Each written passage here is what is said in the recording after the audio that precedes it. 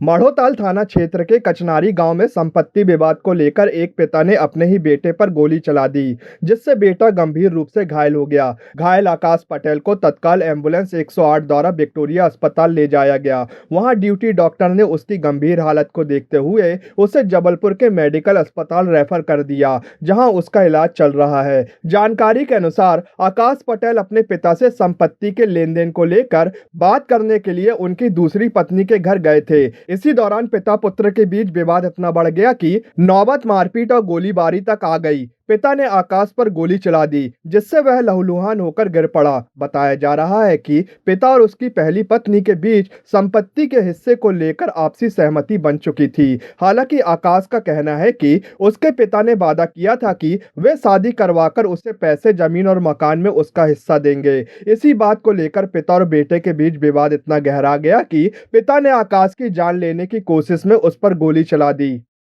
उन्होंने मुझे अपने घर बुलाया, बोलते तुम घर आना, घर में बैठ के बात करेंगे। तो जैसे ही हम घर गए तो मैंने बोला आपने मुझे बुलाया था, तो मेरी सौतेली माँ मुझे अपशब्द कहने लगी, ये आ गया हरामी, ये आ गया हरामखोर, ये आ गया। मुझे बहुत अपशब्द कहे, गंदी गंदी। तो मैंने जब इसका विरोध किया कि पिताजी मैं आपसे मिलने आऊँ, मैं इनसे मिलने नहीं आऊँ, इनको आप शांत कर दो।